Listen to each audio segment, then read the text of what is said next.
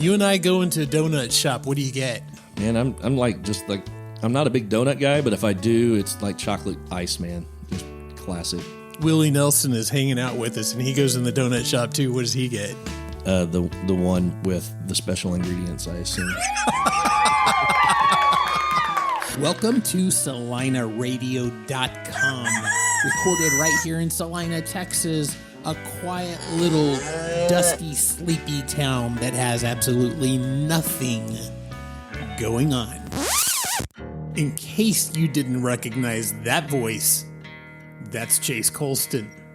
And I know you recognize that name because Chase Colston is who is bringing the Troubadour Festival back to Celina, Texas for a second year in a row this Saturday.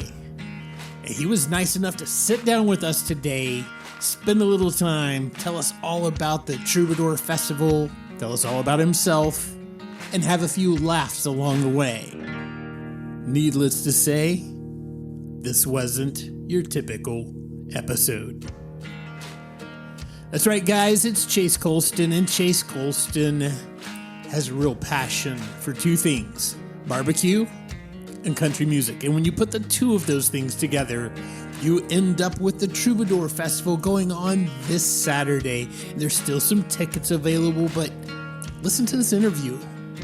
Understand how Chase got to this point where this brainchild of his, this creation of his, has just grown in popularity. It's an amazing event. I went last year, as many of you did. I'm going this year. Can't wait for it. It's just going to be simply awesome. So guys, sit back and let's chat with Chase Colston. Guys, I am here right now with Chase Colston, and you may know that name because we've got a great big event coming up right now. We're right on the edge of it, and you know it as the Troubadour Festival. Chase, how you doing, man? I'm good, brother. How are you? I'm really, really good. Thank you so very much for being here today. We're going to talk a little bit about your event, and we're going to have some fun with some questions and stuff. But first of all, let's talk about the Troubadour Festival. First of all, I can't imagine there's anyone out there that doesn't know what it is, but let's fill the people in who might just be, moving to Celina, getting their feet on the ground. What's the Troubadour Festival? Yeah, so Troubadour Festival is what we kind of label a Texas barbecue and music experience. So we essentially celebrate two of the things that Texas is known best for. One of those is barbecue. Texas is inarguably the home of the greatest barbecue in the world. We love to travel for barbecue. We love to eat it. We love to consume content about it. And over the last 15 or so years, the popularity has just exploded. So we, that aspect of it, we bring in, 40 plus of the best barbecue restaurants in Texas. And then the other part of that is country music. So, Texans are very proud of our legacy in country music. And, one of those aspects is, kind of the Texas country red dirt scene, which is a big part of the country music experience with us. And then we, bring in some other country aspects into it too. But we basically kind of smash two festivals together into one and bring together a barbecue festival and a concert and do it all in one day. And, that's kind of the gist of it. And it's a good time. It's amazing. So last year I went out there, and let me tell you what my experience was. First of all, it's huge. It's a big event. Big spot. Yeah, we did the VIP thing, and we'll get into that in just a little bit, and we'll kind of talk about the different levels and what's still available, because I know some of it's sold out now. But when I went in, we did the early access, and I've never seen so many barbecue places in my life. I was literally in heaven. If you can't tell, I'm a guy that enjoys his food. Yeah, so am I, my man. Brother, I made it down one side. I started it, kind of up by the entrance, and I made it down that first side. I couldn't even cover the back or come back down the other. And even left. that's impressive. I mean, it was amazing. It was something else. And then there was the music was just off the hook. It was incredible. Overall, it was just an amazing experience, and I would encourage anyone that enjoys anything to do with the barbecue scene, the music scene, especially if you love both. Dude, this is like heaven.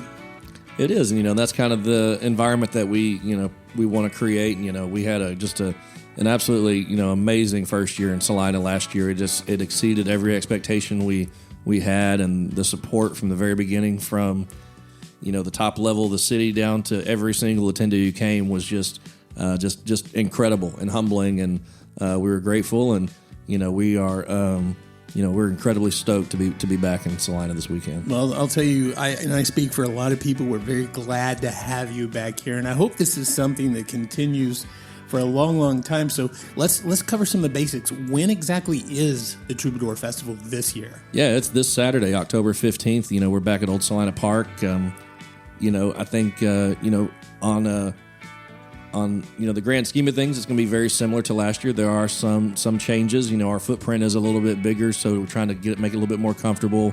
We're able to make the event a little wider.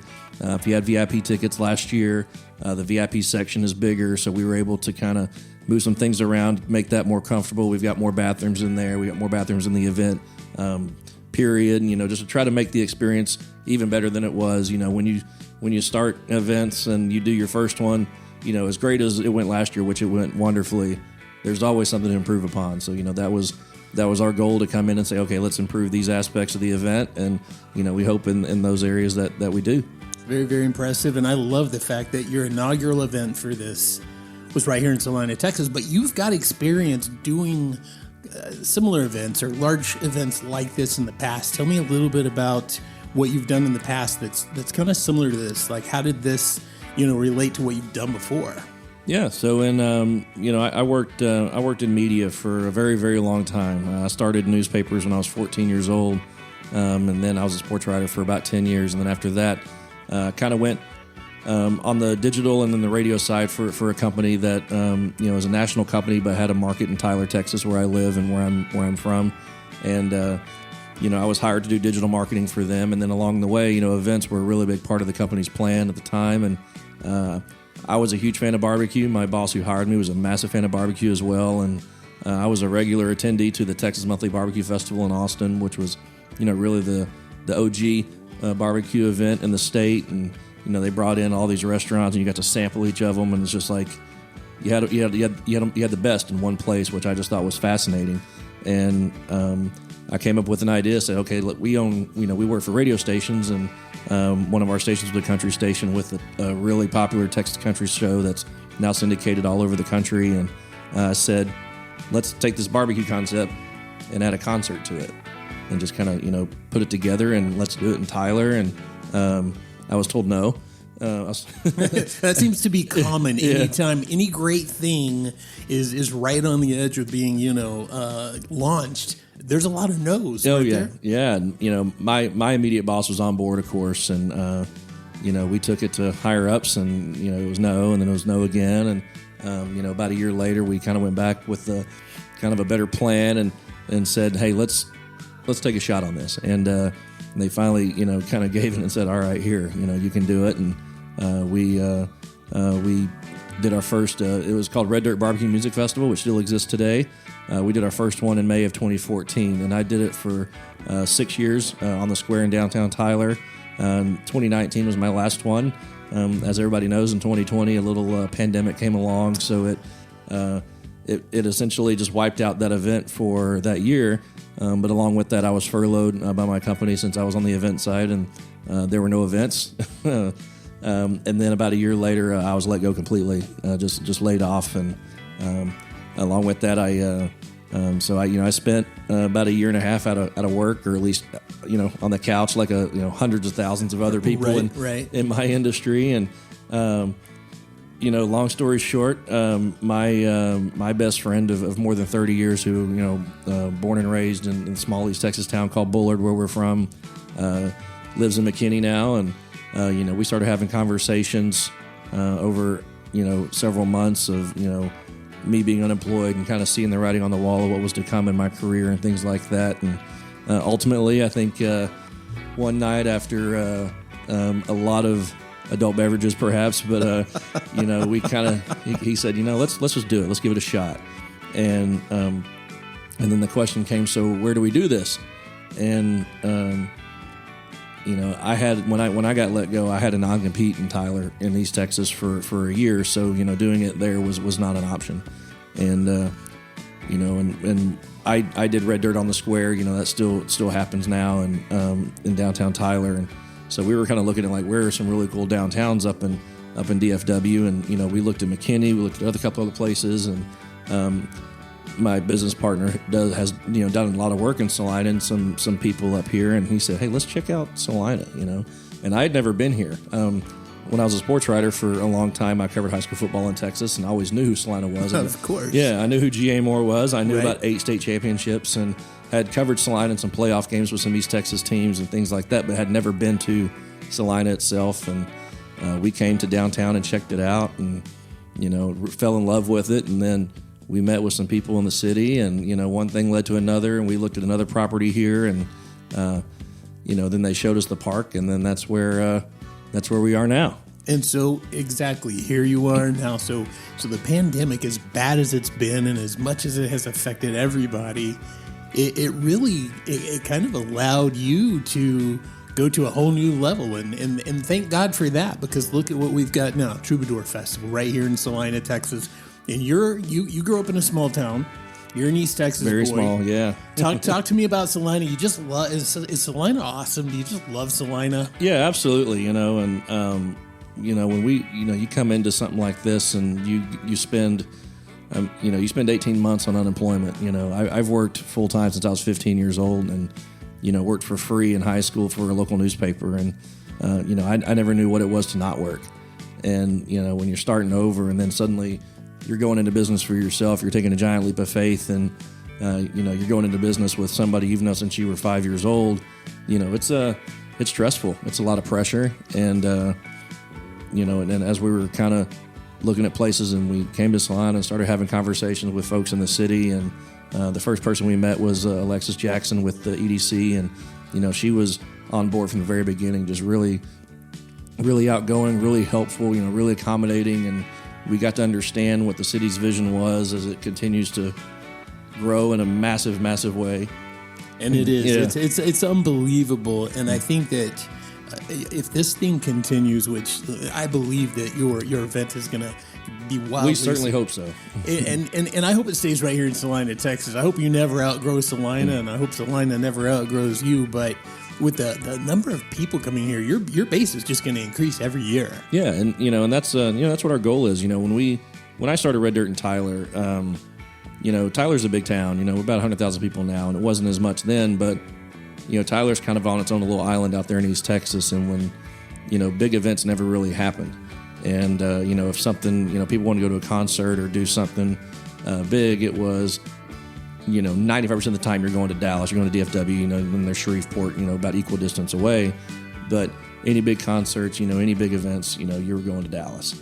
And so when I created Red Dirt, and we did our first one in 2014, and in over 6 years, it's sold out every year, which it still has, and it's become the event in the town, and the town has grown with it, and it's become the thing to do. And when we looked at Celina, it was okay. It's growing massively. The city puts on great events, but there's an opportunity here for a company like ours to come in and do something like that and grow along with it as well. The hope is that one day, we find a bigger place and we're able to accommodate more people, or do what we can to make it even better and have more people in Celina be involved. Because as we grow with it, it's only going to get better from here, hopefully. Absolutely. And right now, as we were talking about, there's different ticket levels and stuff like that. And I believe what I just saw is that the biggest VIP package deal that you have, that's sold out right now. But there are still some opportunities for people to come get some barbecue and to enjoy the music. So tell me about that. Yeah. Our VIP tickets sold out in about 5 hours this year, which was just it was really, really cool to see. The demand has already gotten that high, which is crazy. But with that said, we still have 2 ticket levels that aren't sold out yet, and one of those is our barbecue music ticket, which includes, unlimited samples from as many barbecue restaurants as you can handle. So if you can make it down the first line or all 3 or whatever, do what you can. But you can eat all that all you want, and it includes access to the show. And having a barbecue music ticket also allows you to see 3 great artists on our side stage, or Tumbleweed Textile stage, that operates from 12 to 4, which is exclusively for VIP and barbecue music ticket holders. We've got 3 great artists: Carson Jeffrey, Holly Beth, and Gracie York, playing on there. 3 up-and-coming great songwriters, great performers. But if you if you just want to come to the main stage show, and we have our concert, only take our music ticket for $60. So it's about half the price, which is a really good deal. But you've got Randy Rogers Band, Wade Bowen, Reckless Kelly, Muscadine Bloodline, and Chris Colston playing that stage. So if you got something going on during the day, or kids got games or whatever, you want to come later that night, we have those tickets available. It's looking like we're going to have both available at the gate. Prices will be more at the gate, so we recommend definitely buying online in advance. But we do have a limited number of both available right now. So you've got some really, really big names out there this year. You had some big names last year. I just want to give me just a quick little insight. What's it like from your perspective at the actual event? Like, is it just mayhem and craziness? Are you just running around putting out fires? Do you get to finally relax at some point in the night, or what's it like in your shoes? Yeah, in mine, we are fortunate to have a lot of great people who help us put on this event. That have their own fire extinguishers that are a lot bigger than ours. We do definitely experience it, but we have a great team of people who have made this event what it is, and we're able to see from our view what all they do and how they're able to accomplish this, which is takes a lot of pressure off of us. It's still crazy, especially when gates first open, and you got all these barbecue restaurants, and things always come up, and the barbecue guys are kind of my focal point for a large portion of this event. And but at the same time, as the day goes on, we're able to spend some time to talk to people, and sit down and enjoy company, and have a few beers at some point. And always my wife and I, we've worked events together for a long time, even when we were just friends as coworkers, and now married. We always make a point to watch one song together. So we say, hey, let's figure it out. Let's find that one song. And so, like, one of her favorite songs is a song by Muscadine Bloodline. So when they play, if they play that song, that's the one we'll watch together. But it's, we're given the opportunity now where we can take some time to enjoy it and have a good time, and put out some fires on the way. But that's event life.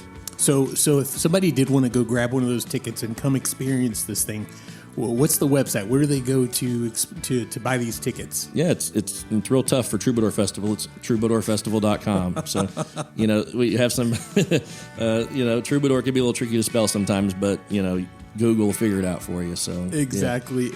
Yeah, I always have to double check myself. I think I have it down now. I think I can spell it. It's that right. last U that tricks people. It is. Yeah. It is. So in this entire event, with all of this stuff going on, what's the hardest part of it for you? I've done it so long, there's not really a hard part. It's just more of dealing with the unexpected, or dealing with, last year the weather was great the day of the show. 2 days before the show, 3 days before the show, it was not so great. It rained relentlessly. It was, forecast to be about a half an inch of rain, ended up being about 2.5 inches. And, we're on, the fields at Old Celina Park, and, they're just flooded essentially. And I will say that, and don't let him hear this, but you have a great Parks and Rec director in Cody Webb, who him and his team just went so far above and beyond to try to make that field, workable. They were installing drains out there to drain pumping water off the ground to make it ready. And that Friday, we loaded in 41 barbecue restaurants, and that's big trailers, that's smokers, and that's hard on that's hard on ground that's been rained on that much. So they just did a phenomenal job, making that doable, for the day of the show. And fortunately, at least right now, knock on wood, the weather looks great, and a little warm. So right on. And after a big event like this, and you've been involved in events now, obviously, for some time, and you've done the big Celina one last year, the inaugural one, you've got this one this year. What's the day after feel like? Sore. Tell me about that. Tiring. At the same time, it's just, and, it's not really a secret, I guess, but, for for event planners and, people in my position, our day is the day after, the day of the show, it's all about the attendees. It's all about our artists. It's all about our restaurants, doing everything that we possibly can to make it the good experience that we want it to be, and especially for our guests. We want them to come out and have a good time. If they want to come out and, stuff their face or, drink some beer or whatever, or just relax and have a good time. That's what we want them to, we want that goal to be fulfilled for them. The day after, that's our day. Right on, right on. That's where we, kind of come out and make sure everything's going the way it should. When we're done, we go sit at the bar and, we have a few beers and we just, that's in the feeling, that fulfilling part of saying, hey, we did it again, and then we go to bed very early. So do you at least get a little time off before you have to start thinking about the next year, or does that start pretty soon after the event? Right now it's, we have our date for next year already up here. We did 3 of these shows this year, which was a lot to take on, and we're kind of evaluating what we want to do in 2023. Celina is 100% a part of that.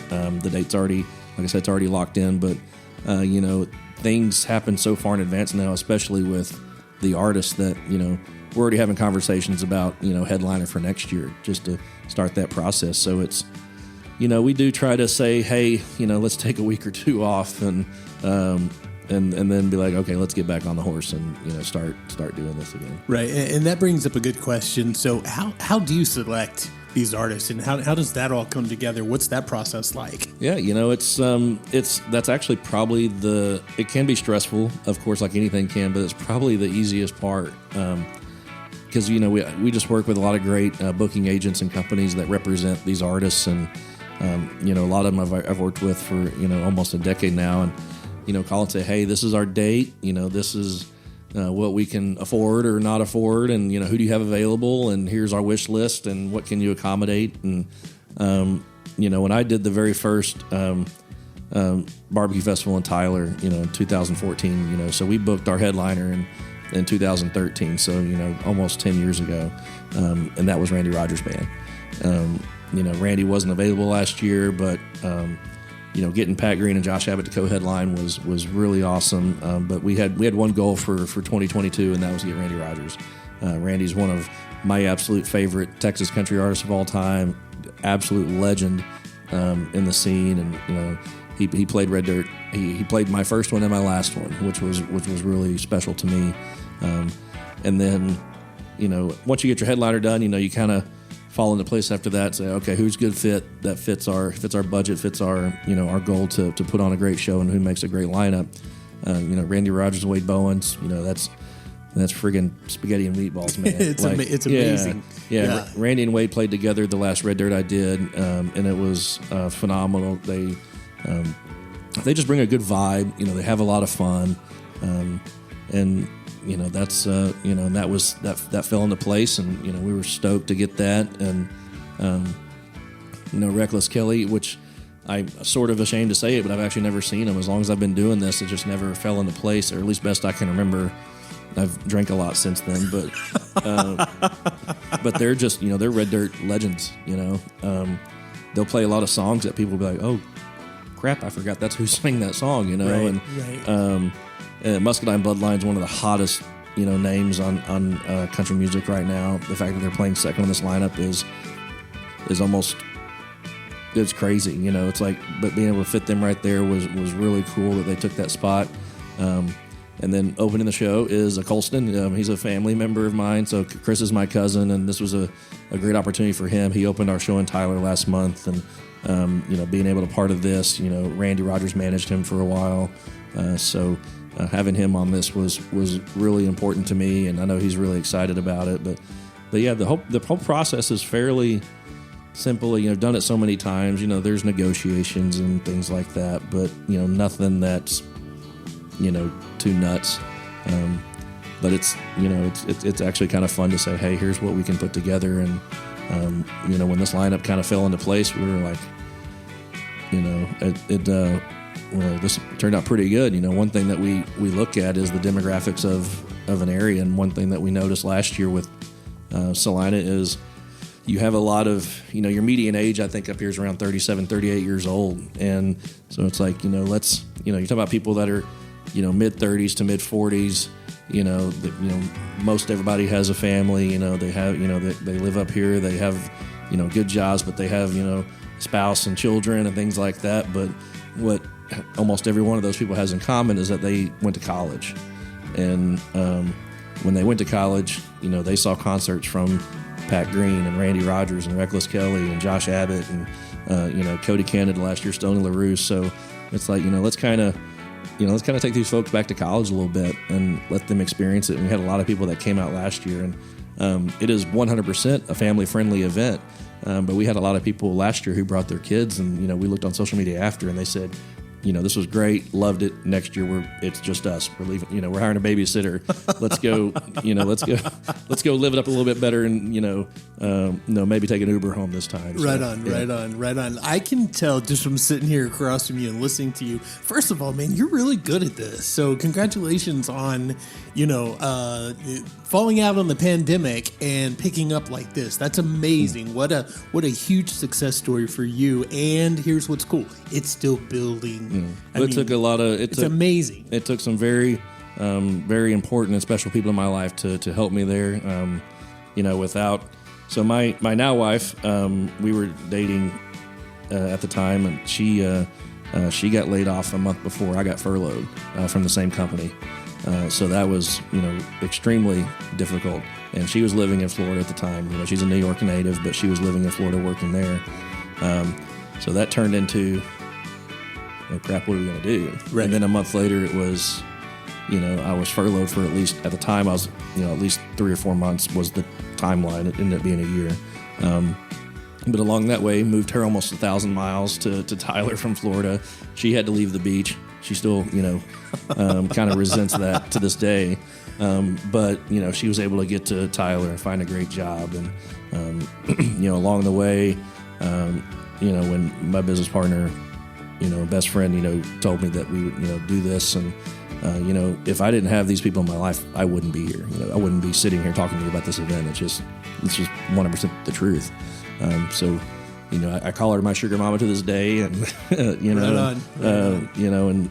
these people have, taken a giant leap of faith in the vision and what we do, and that this definitely would not be happening without those people. And you love what you're doing. I can see it on your face as you're talking about it. When you get to talking about this, it's so obvious that you love this. I mean, I think this is your calling. This is what you're supposed to do. Yeah, I haven't worked in a very long time. And honestly, I don't think I've ever worked really in my life. My goal was when I was a kid to, cover the New York Yankees for the New York Times. I want to be a sports writer since I was 12 years old. And, I started my weekly paper in my hometown, a town very similar to Celina, when I was 14. I started full-time at the newspaper in Tyler, where I grew up and live now, when I was 17. I did that, worked in sports for, a very long time till I was 25. And, something called the internet was kind of taken over, and people weren't really reading newspapers as much anymore. Right. And so, the job pivoted, but it was still similar to what I was doing. And then events just kind of fell into place just from, crazy idea to do a barbecue festival in Tyler. But now it's just, when I was furloughed, I applied for 175 jobs. Wow. And I got a call back on 0. Wow. And, and what could have, come along during that time, I don't know. But, now it's just, I can't imagine doing anything else. I'm kind of glad that nothing came along. I'm kind of glad that nobody called. We wouldn't have the event here maybe right now. Yeah, and probably not. It's just you get to the point to where you go from having a great job and doing pretty well for yourself, and you've got a lot of good things in front of you. We were planning a new event in Tyler along with Red Dirt at the time, and I think it was probably the 3 or 4 days before, they basically shut everything down. We were on the cusp of booking one of the biggest country artists, independent country artists, I'll say now, that was going to be the biggest financial leap of faith that my company at the time was putting in. And it it all went to hell, you know. But you know, in the long run, you know, it's paid off. It's worked out, and you know, we're, you know, it's different when it's your company and, you know, and your money and your decisions and things like that, where we can say, hey, we want to do this, or hey, we don't want to do that, not you have to do this way or whatever. So it's 100%. You know, so last month we did Troubadour in Tyler, 2 blocks from where I live. Wow. And right below where my office is, and that was my first show at home in almost 3.5 years, and it was good to be home. You know, it was really important for us to do one in Tyler. That's where we're from. You know, being and doing it on our own terms, I guess, was kind of the goal. Was, you know, I never really got a chance to leave on, you know, to depart, I guess, on my own decisions or whatever, and you know, I probably wouldn't have, you know. But being able to say, you know, let's come home, let's do this right, let's do it better than we've ever done it before. And, you know, we think that we did that, and, you know, it was really cool. Well, so I do my due diligence. I do a little research on everybody, you know, before we talk, as I should. And from everything I read, that was a very successful event. So. Yeah, it was great. You know, it's, you know, it wasn't as many people as Celina, which we knew. You know, there is another barbecue festival in Tyler that's pretty much the exact same concept. But one thing that I knew that we were going to do is knock it out of the park. Right. From our end, you know, it was, you know, we still had over 4,000 people there, which in this economy, in which, you know, 4 months after a very similar event, and it was a month before, you know, probably one of the biggest concerts in Tyler history came this past weekend. So, you know, there was a lot of competition around it, but, you know, it was still something that we wanted to do. Gary Allen headlined it, you know, which was really cool. I'd never seen him, but, you know, we really went above and beyond on, you know, the same stage that you'll see on Saturday is the same one that we put on the square in downtown Tyler. You know, we took down street lights to make it fit, and, you know, we brought in a lot of infrastructure just to make it look great. It's on red brick streets, you know, massive, you know, just old buildings, and a really historic part of Tyler. And, you know, we had, you know, 40 barbecue restaurants. The most I ever had at Red Dirt was 25.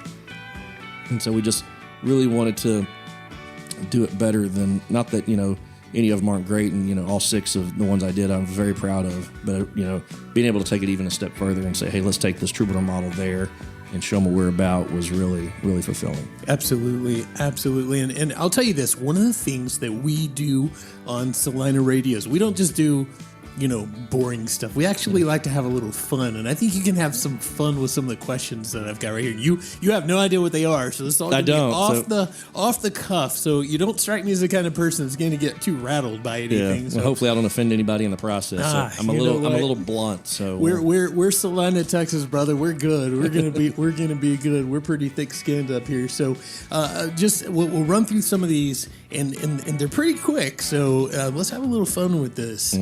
Describe yourself to me in high school. You know, kind of. I was kind of a all things to all people sort of guy. You know, nerdy. You know, I was really short back then. You know, I mean, I'm not tall now. I'm 5'11", but I was still short up until I was about a junior in high school. But just, you know, kind of was friends with, you know, different, you know, pretty much everybody. Of course, I graduated class of 96 people. You know, some of those people I grew up with since I was 5 years old.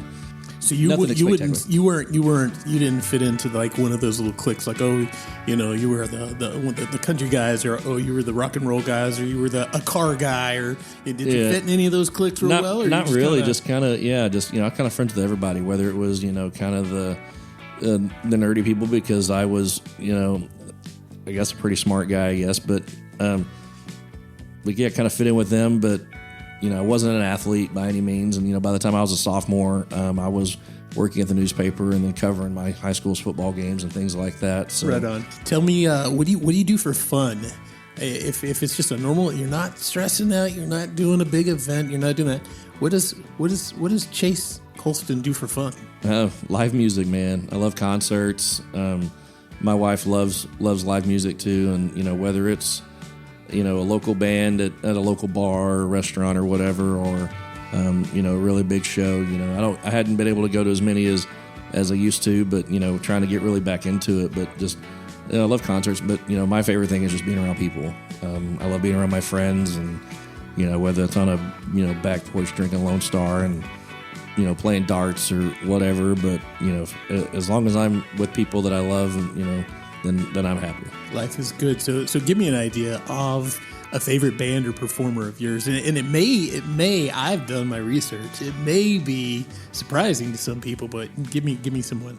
Yeah. My favorite band of all time is Pearl Jam. That's what I knew that, and I knew that might surprise people because you like this Texas, country music and all this kind of stuff. But hey, Pearl Jam rocks. Yeah, and my brother was almost 7 years older than me, so when I grew up, it was, everything that he liked, I liked, for the most part, and a lot of that was the grunge era of music. When I remember being 7, 8 years old, riding in his truck, listening to Pearl Jam, Nirvana, Soundgarden, Alice in Chains, things like that. And then we had actually a station that was part of the company I worked for. We had a great classic rock station. So when I was with my mom or my dad, it was the Eagles, or it was Led Zeppelin or the Beatles, and things like that. So I was, still in my heart, I'm a rock and roll guy. I did not like country music for a long time, and people still don't really believe that, but I honestly hated it.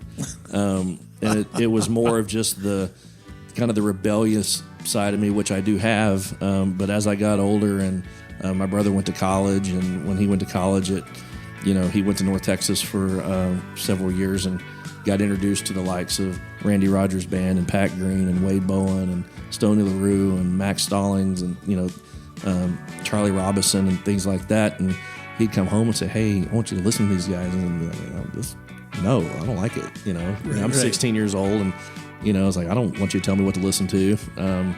That's obviously changed since then, thanks to him and some other people that I've worked with and experienced things with. But but Pearl Jam is my in fact my jam, and actually got to see them a few weeks ago with tickets that I had for 2.5 years. Right. And finally got to see them in Oklahoma City, and got to take my wife, and she's not a Pearl Jam fan, but she got to see them in person, and she's like, "Okay, I get it." It's like, Awesome. I got them tattooed on my arms, and right on.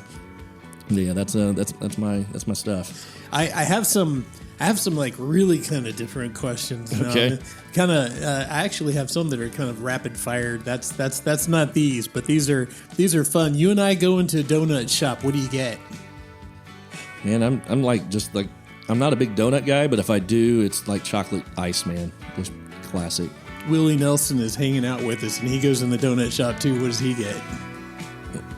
The one with the special ingredients, I assume. Oh man, the cannabis donut, I suppose. I think you may have just invented something right there. So the next thing at the Troubadour Festival, I assure you, man, cannabis donuts. Potheads are pretty creative. I'm sure somebody's tried it. It's already out there. So if you could change your name to Chuck Norris for the rest of your life, but you get paid $200 a day for the rest of your life for doing it, would you change your name to Chuck Norris right now? Sure. Yeah, why not? My name's Chase. People have called me Chuck for years. Whether it's so it's not that much different, right? Yeah. You might need to learn how to do a couple roundhouses or something, but otherwise, I think you're good. So, what's your favorite holiday? I guess Christmas. It was really important growing up, and my wife is like a holiday nerd. Mm-hmm. So man, right now Halloween is thrown up in our house. So yeah, right. She would say Thanksgiving, but I do like, I'm a Christmas guy. Rockin'. I like it. And you need to come to Celina if you get a chance at around Christmas time and check this out, because Celina does quite the event. We've got a Christmas event, and it's a lot of fun. So it might be kind of fun. Yeah, definitely. And I love cold weather. So, and my wife's from New York, just north of the city. So, Christmas is huge up there with Rockefeller Center and stuff like that. So it's, it kind of goes easy with what you like. So if you could have any superpower, what would it be? Probably to be invisible. Gosh, that is like that's the number one choice, followed by flying. Right? Okay, so if you could turn invisible, what would you do?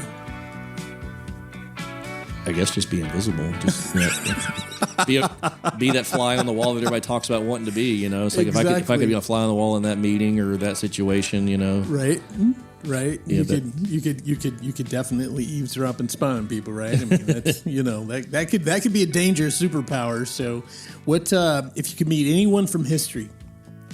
Someone that's still alive or not. Is there anybody that you would like to meet from history?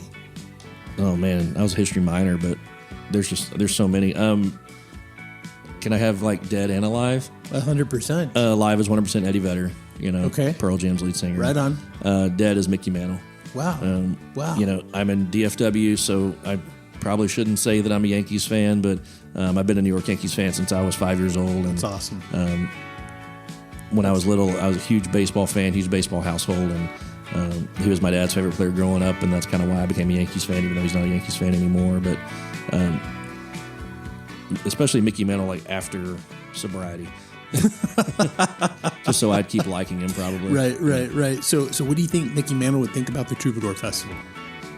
You think he'd dig it? You think he'd like it? Pre-sobriety Mickey Mantle for sure. We got a lot of beer out there. But yeah, he's a country guy from Oklahoma, man. Lived in Dallas for so long. I think this was kind of be his jam. Right on. Yep, absolutely. So if you had to either live the rest of your life without wearing a shirt or without wearing shoes, which would you pick? The look on your face. Neither one of them sound great because, I think probably shoes just, So you just be that barefooted guy. I guess, yeah. Barefooted Chuck Norris walking around doing events, getting right? $200 a day, apparently, yeah.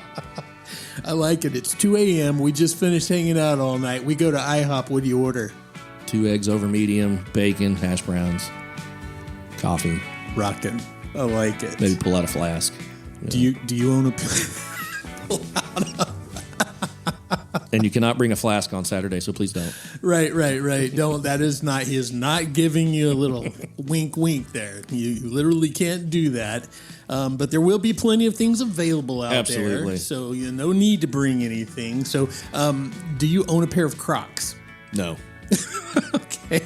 I actually just bought a pair of Hey Dudes, which are apparently the thing now, and my wife's still not thrilled about it. But all my friends have them, and we went to Mexico recently, and I was like, they're comfortable from what I hear. And at first I was like, these damn things are overrated. I don't get it. And then after about 2 days, I was like, I get it. Okay. Wow. Okay. I'm gonna have to check that out. So what is this? Just like a really comfortable shoe? Is that they're like kind of shoe sandal hybrid sort of things, but they're really light. And I don't know. I see all my friends have them, and I got a buddy who works in the oil field in West Texas, and he lives close to me. And he called me one day. He goes, "Hey man, can you run by my place and get some packages on my porch?" And the guy had 5 freaking pair of Hey Dudes on the porch. And he's like, "Man, you got to try it." So I finally did it. My wife just looked at me like, "Oh my God, dude, you fell into it." But that's awesome. They're comfortable though, but no Crocs. Gives me something to look forward to now. I think that sounds awesome. So Coke, Pepsi, or Dr. Pepper? Coke.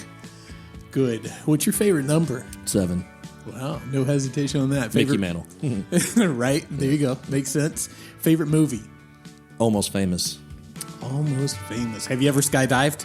No, but I want to. Good. What do you have any hidden talents, things that a lot of people don't know about? I can say the alphabet backwards fairly quickly. Really? Yeah. Wow, that's awesome. What an amazing, I don't know how you discovered that, but that's awesome. I like it. We'll leave that answer off the air for some other time. Has something to do with that whole flask thing and all Probably, that, maybe? Yeah. So if, how much money would it take to get you to hop on a bicycle right now, the training wheels, and ride around the square in Celina? Training wheels? Training wheels on the bike. Nothing. You do it just for fun. Yeah. You do it because someone dared you to. Yeah, pretty much. That's awesome. I love it. Can you back a trailer up? Do you know how to back up a trailer? Absolutely not. And it's not something I ever want to do, which is crazy because you go to one of our shows and there's 50 friggin' trailers out there, whether it's barbecue trailers or bathroom trailers or things like that. And thank God you're not in charge of backing them up, or it might be a little misaligned out there. It would be an utter disaster. When's the last time you played tennis? Sophomore year of high school. Wow. All right. What's the best decade? The 70s, the 80s, the 90s? What decade? I mean, I lived the 90s, so I have to say the 90s. 90s guy. Yep. I would probably go 90s and then the 70s, at least, especially from like a musical perspective. Right on. But the 90s had so much just awesome Yep. stuff with it. Yep. No, I agree. I love me some 90s music. I'm preferential to 80s maybe because that's more my speed. Right. But 90s right behind that for me. So I want you to think about this next question because this is a little more serious and it takes just maybe a little bit of thought. So would you rather fight one horse-sized duck or 100 duck-sized horses? Which would you prefer? Probably a horse-sized duck. A horse-sized duck. Okay, Because horses, not to say like ducks are, but like horses are kind of. Honestly, I've also have a kind of a fear of horses just in general because 100 little duck-sized horses would just freak you out, probably. Probably, yeah. A million little horses around. Because their teeth are still going to be as sharp, and whether they're biting you or kicking you or but whatever. the duck that walks up that's big enough that you can put a saddle on, you're in the fight for that one. You're gonna I take think you that probably one have on. some fun with that. So tell me, if you weren't doing this, what you're doing right now, what other career would you have? I probably would have kept just being a sports writer. That was that was my first passion, what I wanted to do, and was fortunate enough to cover a lot of really cool things and meet a lot of really cool people. And, Right. One of my favorite stories, and you could bring this up to him and he'd say, yeah, it's probably true, but I have no idea what the hell you're talking about. But I covered my first Cowboys game when I was 17 years old at Texas Stadium, and a coworker and I were in there, and we were in the room where they did the press conference after the game, and Bill Parcells was the head coach, the Cowboys then, and I stood next to Randy Galloway, who No kidding. Was the best iconic columnist, Right. in Dallas Fort Worth for so many years, and he was one that I looked up to, and I was standing next to him, and he kept kind of side-eyeing me a little bit, like, what in the hell is this kid doing in here? And I had a press badge on, I had a media credential, and he looked at me and he said, Tyler? And I said, yeah. And he knew my sports editor at the time, who's still there to this day. And he said, so this is what you want to do? And I said, yeah. He goes, dumbass. Tell me a lie about yourself. Make something up, but make it sound believable. So one time when I was a sports writer, I was covering a Cowboys game, and I was in the elevator going down from the press box, and Michael Irvin was with me. And, he's sitting there. Michael Irvin, he'll talk to a brick wall. Great guy. I interviewed him a few times, and he's like, hey, man, can you help me out? I said, what? He goes, can you spot me a 20? He goes, I lost a bet to a guy up there, and he's being a jackass about it, and I don't have any cash on me. And I was like, sure, man, I make $6 an hour, but you're Michael Irvin, so here you go. So you loaned Michael Irvin $20. Yeah. That's a great lie. I like that. That sounds good. So if you have a pet elephant for a day, today, doing whatever you're doing today, you can't give it away and you can't leave it anywhere. What do you do with it? I call my wife because she loves elephants, and she would have the absolute time of her life. Oh man, that's amazing. Okay, rapid fire. Harley Davidson or a boat? Boat. Would you go to bed early or late if you had a choice? Late. Would you shave every day or just sometimes if you had a choice? Sometimes. Drink out of a can or a bottle? Depends on what it is. I like it. Rare, medium well, or well done? Rare. Chocolate or vanilla? Depends on what it is. Dirt track or the drag strip? Dirt track. Football or baseball? Baseball. Mac and cheese or a bologna sandwich? Grew up on both, but mac and cheese. Mountains or the beach? Beach. 1985 or 2005? 2005, I guess. How many episodes of The Kardashians have you ever watched? I've heard a lot because my wife loves it, but I haven't watched, but maybe like one. That you're going to admit to. Yeah. That would have been a good one of those. Now, playing lies. while I'm cooking dinner or just sitting there mindlessly on my phone or something like that, that's probably more. How many episodes of The Bachelor have you watched? 0.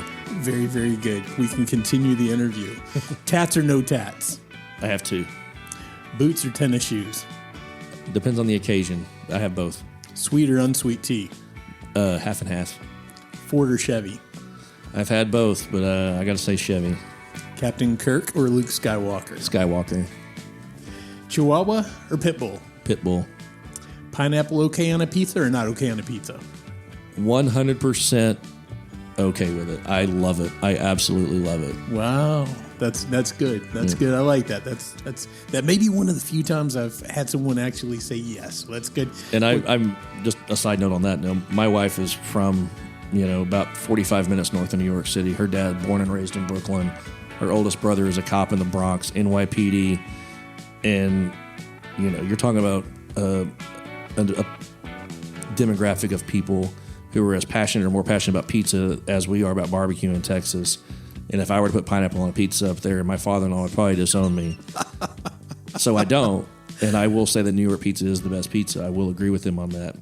But if I'm going to Pizza Hut, man, put some damn pineapple. You're ordering the pineapple. Absolutely. My wife will judge me, but as long as I don't put ranch on it, she's fine. I like it. So what's the last thing that you Googled? Oh, it was about Bryce Harper this morning. I was listening to Dan Patrick's show, and they were discussing whether Bryce Harper is going to be a Hall of Famer one day. And I was like, don't do this while you're driving. But I was like Googling his stats while I was driving to Celina this morning. And, very, very nice. Kind of deciding that on my own.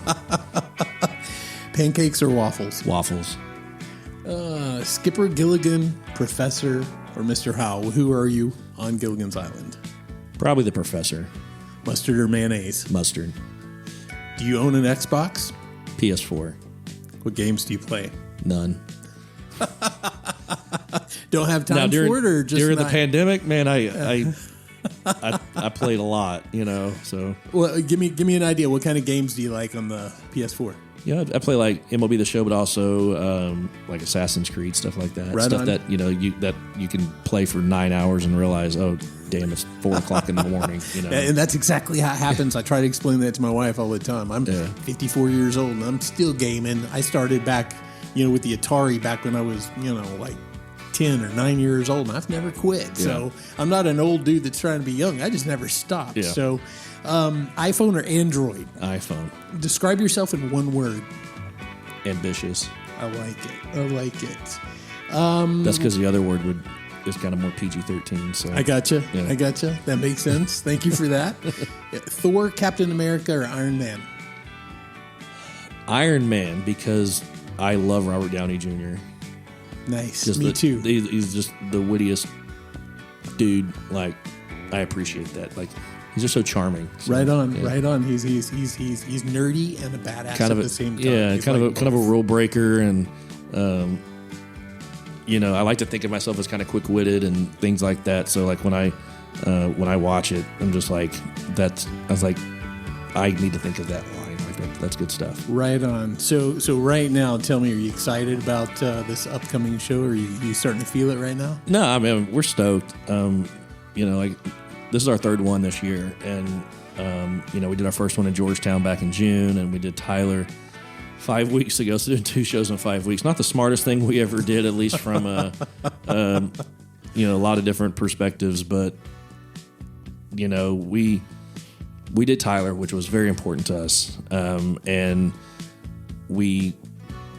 Before Gary Allen came on stage, I got to go up there and introduce him, and it was the first time I got to do that in 3 years, 4 months, and 6 days, which is what I told the crowd that was there, and it felt great. I can never relive that moment again, but at the same time, I also kind of walked off knowing this was awesome. We got to come home. I got to do what I wanted to do one last time here, and I'm really looking forward to Celina because. Celina said yes. Celina, opened their arms, and and I know what kind of crowd's going to be out here, and just the vibe, and just the, every single part about it. Like it was our first, and Red Dirt is Tyler's home, and I created it, and that's where it is, and that's my home too. For at least the foreseeable future, because my mother would cry if I left, but.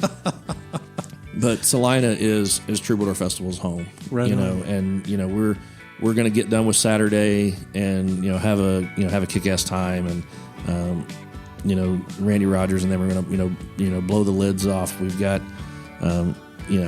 it's going to be great. We've got a barbecue restaurant coming from Connecticut down to participate in this too, which I'm really looking forward to. They're great people.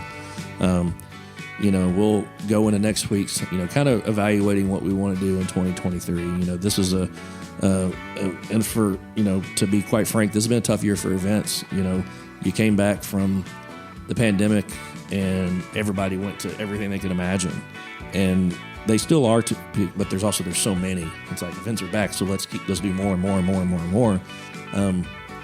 And there's so many, but along with that, you have, the current economic climate with things are just costing so much more right now. And so money's tighter, so people are being, more choosy about where they're going and things like that. There's still a very good chance we sell out this weekend, which we're very, very happy with. But, everything has gone up 30, 40, 50% or more since last year. So you see that times 3, it's a little, it's tough. So, yeah, it is tough. I can only imagine that. But no matter what we decide next year, we're looking at, possibly doing 2 instead of 3. But at the end of the day, we know that Celina is one of those. And that's where I kind of have the realization, this is Troubadour Festival's home. Anything that we do beyond this is because of Celina, and that's what we're really, really stoked about. Wow. We are so grateful that you're doing the event here. I'm very grateful, and my listeners are going to be very, very grateful that you came on the show. I know you're very, very busy right now, so for you to carve out this bit of time for us today has been amazing. And let me ask you this. If everything goes good, no more pandemics, no more craziness, and life is good, would you come back next year and sit down here and let's talk about how it went and what you got planned? Hell yeah, let's do it, man. All right, brother. Thank you so very much. Guys, that is Chase Colston. Guys, what did you think about Chase Colston? I mean, let me just tell you, sitting across from him, he is just so happy doing what he's doing. He has a real passion for it and a real talent for it. If you didn't go to the one last year, you missed something amazing. So go to the one this year. Tickets are still available. And like he said, it's just this big, giant combination of food, barbecue, tons of it, and some amazing country music. Bring it all together. Put a really fun party-like environment out there. And you've got the Troubadour Festival. You're going to love it. So check it out. Go grab some tickets. It runs from noon until midnight.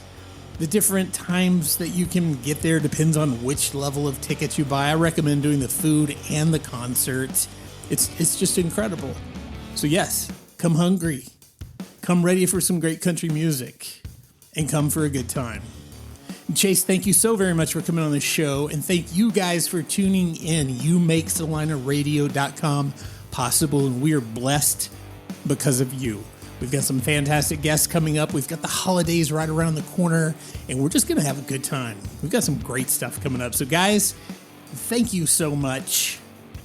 And as always, God bless, and I'll see you on the next show.